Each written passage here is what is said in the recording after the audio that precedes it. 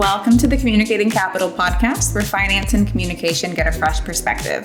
Hosted by a dynamic team of women in the industry, we're here to redefine the conversation with candid, no-nonsense interviews with top finance executives, communication experts, and industry leaders. With the clarity on real-world impact, we make the complex world of finance digestible and relatable. Whether you're a seasoned professional or you're just interested in our world, we're here to help you navigate the space in new and exciting ways. Today, I'm so excited to introduce somebody I've known and admired for nearly a decade, Ramia. While in separate years at school, we both had the pleasure of attending Pepperdine University, and I also had the privilege of watching her grow into this incredible professional. She's a product manager at GOBankingRates, which I think a lot of our audience might know, and she oversees a multi-million-dollar product driving strategy, innovation, and growth. Her ability to manage a complex product roadmap, analyze key performance indicators, and collaborate across teams has made her a force in the world of personal finance. Ramia, welcome to the show. Oh my gosh, thank you so much for that introduction. That was so sweet. I'm super happy to be here. Thanks for having me. We're so excited to have you, especially since I've known you for so long, and I've seen your journey from the college years to where you are now, and it is so impressive. And I want to hear about your journey. So tell me about your career path and how you ended up landing this recent role. Yeah, my career path is interesting. I feel like in college, I was like, I want to be in finance. That's what I was thinking. And then after taking classes, really understanding what it was, I was like, I don't think this is for me. So when I first graduated, I went into marketing and I worked for a digital marketing agency, which was super client focused and client heavy. We built websites and we were helping our clients with just their digital presence, in totality. So I did everything from run paid advertising, social advertising. I became I used to call myself junior IT because I would go in the back end of people's websites and try to copy things and figure things out. We didn't have ChatGPT back then, probably much easier now. But so anyways, I worked in marketing for a couple years, and then I just realized that I had more of a inclination for being creative, but more strategy focused. And so at that same company, I pivoted to a product role, which is kind of where I was working on the technology that the clients were using, not necessarily their front end of their websites. So it was really interesting. That's how I got into product. It was different than working with clients. It was a lot more internal work, but I really loved it. But then I started to kind of miss the client aspect where I could really work on designs. When you work on websites, it's very user focused, but then I started working on internal things, which wasn't as user focused. It was more technology focused. So I wanted to get back to the user focused. So that's when I got the job at GOBankingRates, which has been amazing. So I'm a product manager there, and I work on the GOBankingRates site. And then some other verticals that we have, Card Critics. I don't know if you've heard of that, but it's a credit card focused website basically that GOBankingRates also owns. I think GOBankingRates has a much larger reach than a lot of people might know. I know that us being in PR, we of course see your UVM and we know how many people are reading, but I've seen pickup on Yahoo Finance and all these other sites that pick up your content. Is that right? That's correct. Yeah, no, GOBankingRates has it's a financial advice website, right? So there's tons of content and all kind of different verticals. Like I said, credit cards is one that I've been focusing on recently, but anything financial focused, we probably have a section on our website that could help someone. So yeah, we get pickups on a lot of different publishers, and we work with a lot of different publishers as well. I'd love to hear that. And can you walk us through your day-to-day responsibilities? What does it look like? And how do you manage it all? Because it is quite a lot. Yeah, no, it is a lot. I feel my day-to-day, so as a product manager, we have something called a product roadmap. Other product managers will know what that is. But basically, it's kind of the roadmap as to what projects we're going to be working on and how we're going to tackle those projects and kind of break them down. So I do a lot of work on our product roadmaps, and for GOBankingRates in particular, it's really focused on the projects that we work on are focused on how we're going to get the right users to the content that they're looking for. Got it. In the easiest way possible, right? So if you go to GOBankingRates, you could be looking for a slew of different things. And my job is kind of okay, if you're looking for information on credit cards, I keep bringing it up, but if you're looking for information on credit cards, how can you navigate there easily? Once you get there, what's the best way? Do you want an article? Are you looking for credit card offers? What's the information that's going to get you connected with either the article that you're looking for or maybe the advertising partner that you're looking for? And so my day-to-day, to answer your question, is kind of figuring out what projects are going to make the most sense, what projects are going to make the biggest impact for our users, and how we can get those done. I love that. And I know that you help with stakeholder meetings. That's something that you and I have talked about. And Yes. A lot of people that are listening in might be interested in learning how to prepare for such meetings. How do you do that? And what are some best practices? Preparation. I love that. I feel like we prepare so much, but it's helped me really grow in my career. I feel like because I can't just say, oh, I want to do this idea. This is a good idea. Trust me, believe me. I feel like I really have to understand the data. I have to understand the user journey and walk stakeholders through that. So it's a lot of preparation.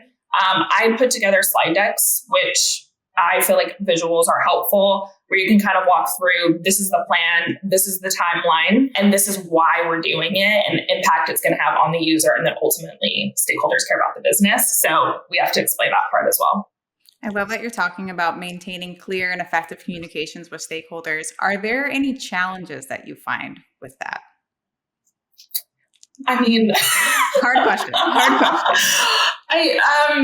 I mean, yes. So there's challenges in the sense of not everyone's going to agree with you, right? And that's okay. So I think the challenge is working with stakeholders is, not everyone's going to always like your ideas, or not everyone's going to agree with what you're saying. And you have to be able to kind of stick up for why you're working on different projects and really be backed by data. I feel like data rules all. If you can prove it, I feel like you'll get everyone on your side. And the challenges will be minimized for sure.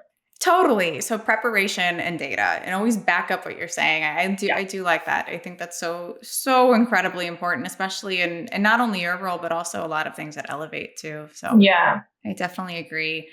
So one thing I want to talk about is achieving professional goals, but finding happiness and fulfillment along the way. I know that that's important to you. How do you balance your professional achievements with your personal well-being? So I'm going to plug in here that I do know that Ramia is like a top Pilates goer. So number one. Number two, she has a beautiful family and she's building a life here in Southern California. And I know she's working so hard. So I want to know how you're able to manage all of those things and still be able to just put on like a smile and keep pushing.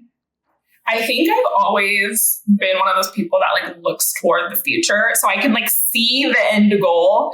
And I think that's what kind of helps me like keep pushing forward, even if I'm tired or whatever. Obviously, like you said, Pilates queen over here. And I feel like Pilates or whatever your choice of workout or how to like get energy out, that maybe I did have a stressful day at work, but if I do work out, that can kind of get that energy out, keep my spirits up. And I just try to be positive as much as possible. Positivity keeps you feeling like encouraged. Yeah. If you're encouraged about something, it feels like anything's possible. Like nothing's impossible. You just have to have a plan to get there.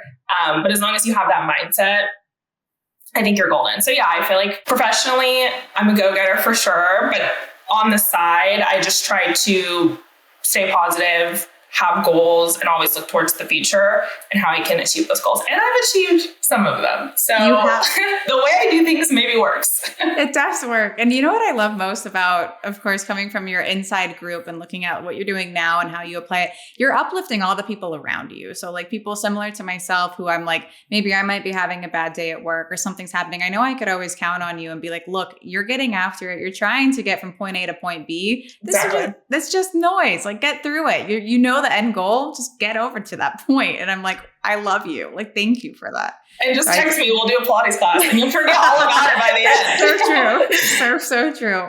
I love that. And also it kind of ties back into what you're doing at GOBankingRates. And you were talking about it being some place for people to learn more about finance. So it's like educational. There's content about their online credit and whatnot.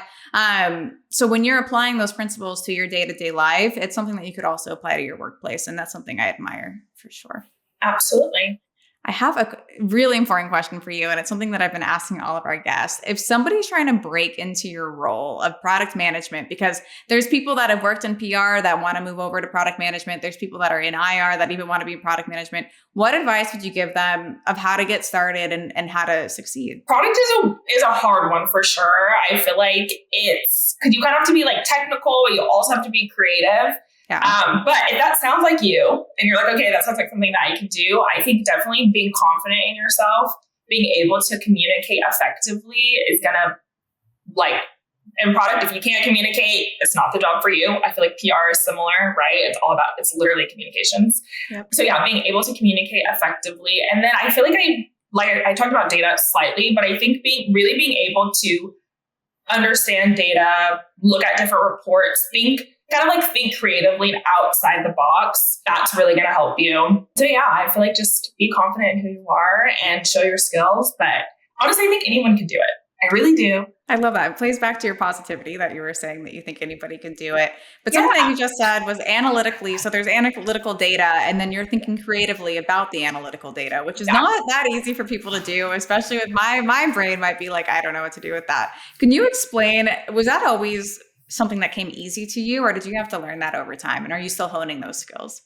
I think I'm still honing it. I think for me, the creative part came a little bit easier because I was in marketing. But then, like I said, in college, I thought I was going to be in finance. So numbers never scared me. I was always cool with them. And I understood like money. But I think data and money are like different. You know, they're numbers. But it's like when you're looking at data, it takes a while, I think, to kind of understand it. But if you understand the products that you're working on, in my case, GOBankingRates, if you understand the user, then I think that helps kind of explain the data. And then you just have to really sit with it. Like I create pivot tables all the time. I'm always trying to like look at different things and different graphs. It takes time, but you can do it. Anyone can do it. I love it. And I'm going to pivot really quick from GOBankingRates because I know a little bit of insight into your day-to-day and your entrepreneurship. Can you talk a little bit about some projects that you and some people in your life might be working on right now? So my husband works in finance, so he's a numbers guy, which really helps me in these types of things. But so we have been looking at different businesses and things that we might be interested in buying. And one thing that we thought of was a laundromat. We live in Southern California, like Jesse mentioned, so lots of apartments, lots of people. So obviously there's tons of laundromats around. And it kind of makes sense. I think laundromats are like the most successful, highest rate of success or something. So yeah, we've been working with our broker, who's awesome, and just looking at different locations. We've been putting in offers. We're in escrow still. We'll see. So excited. So excited. I know. I don't want to like jinx it, but we have been working with a broker, and it's a lot of work. It's a lot more work than I thought, just because it's a lot of like negotiation. I think that's the thing that I didn't necessarily. I was like, we'll say a number, you say yes, no, and kind of move on. Like if you're buying a house or something.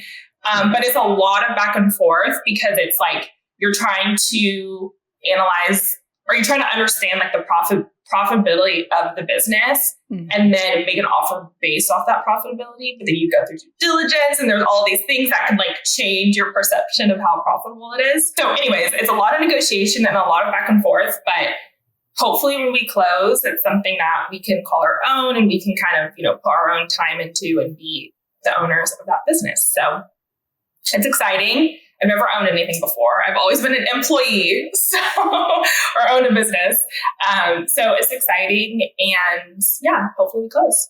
I'm so excited for you. Once you close, and let's say like 2 years from now, and we're still doing this podcast, you should come back on and talk about the whole process, because I know there's people that want to do that. Yes, I would 100% do it. I just need to like close and get one. So I have like, I need to like have my credentials. You know what I mean? I have like half credentials. You'll get there. You'll get there. Yeah, I'm happy to talk about it. Oh my gosh, I'm so excited for you. I'm so excited for you. So Ramia, before we wrap up, I just wanted to check, is there any final advice that you'd want to give to our listeners, especially those that are looking to excel in product management, financial tech, or marketing? Because I know that you have a lot of experience there too. Yes.